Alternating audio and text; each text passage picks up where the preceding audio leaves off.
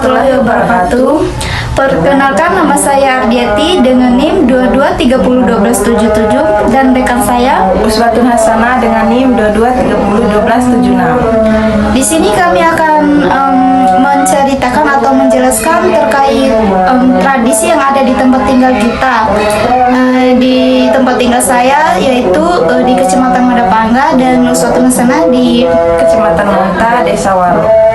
Nah, saya ingin bertanya nih, apa sih tradisi yang ada di tempat tinggal kamu itu? Jadi biasanya tradisi yang ada di desa saya itu orang-orang melakukan tekar ne'e. Terus tekannya itu dilakukan kapan gitu? Biasanya tekar ne'e itu dilakukan ketika ada orang yang melakukan perkawinan, kayak ada orang yang melakukan sunat atau bahasa Bimanya itu sunarandoso. Terus kalau di desa kamu itu ada tradisi apa aja sih? Sebenarnya bukan di desa saya sih, tapi satu kecamatan.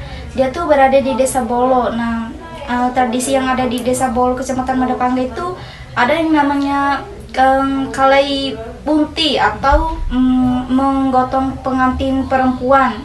Nah, tradisi ini nih biasa dilakukan itu sebelum melakukan resepsi pernikahan. Jadi pengantin perempuan ini digotong oleh 4 orang laki-laki. Nah, dibawa ke tempat tinggal. Jadi tradisi itu biasanya kapan dilakukan? Pagi, sore, atau malam?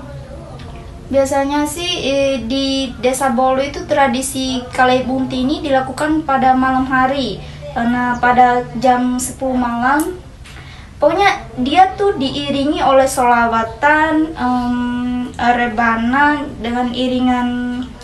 Sebelumnya itu dilakukan pengajian atau ceramah agama juga sebelum melakukan kalai bunti ini. Nah, mereka itu diposisikan, ada tempat startnya, mulai dari misalnya ditempatkan oleh keluarga mempelai, mulai dari sini, nah sampai sini gitu.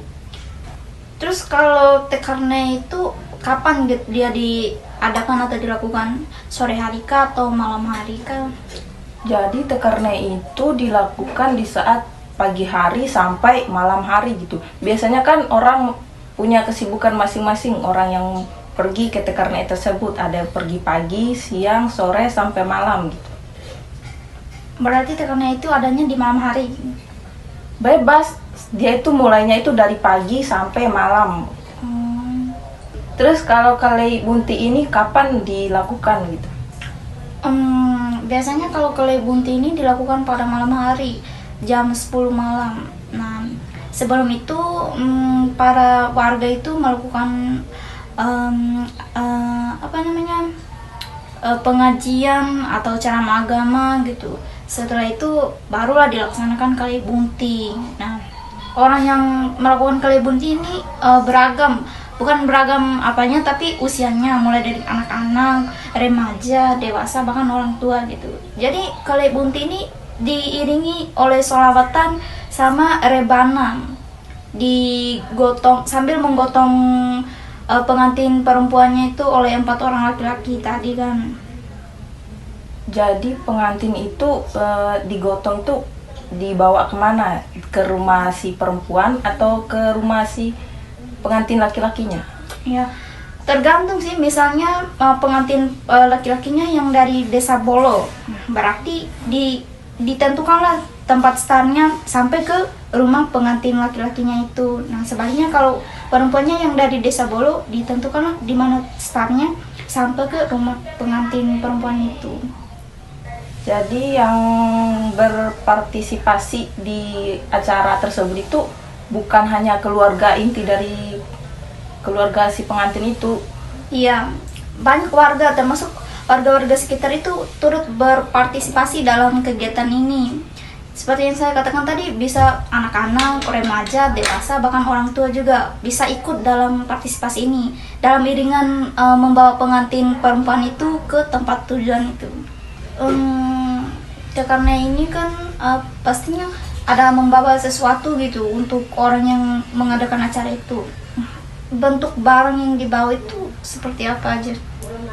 Sebenarnya sih tergantung dari masing-masing sih, ada yang bawa beras, ada juga yang bawa uang. Tapi dari semakin berkembangnya zaman sekarang itu kebanyakan orang bawa uang. Ya biar lebih simpel gitu ya. Jadi karena ini hajatan semacam hubungan timbal balik gitu.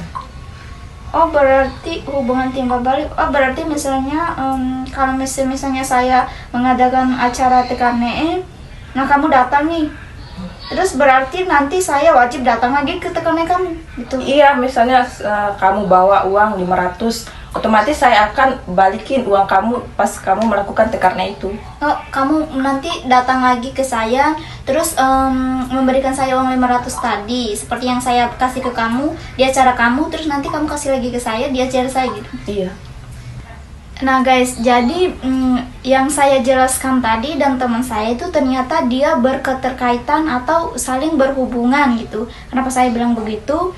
Ternyata sebelum melakukan kalai bunti, otomatis warga di situ melakukan TKNE terlebih dahulu atau acara pengajian. Nah, kalai bunti ini dilakukan setelah TKNE dilakukan. Sekian penjelasan dari kami, lebih dan kurangnya kami mohon maaf. Wabillahi taufiq wal hidayah. Wassalamualaikum warahmatullahi wabarakatuh.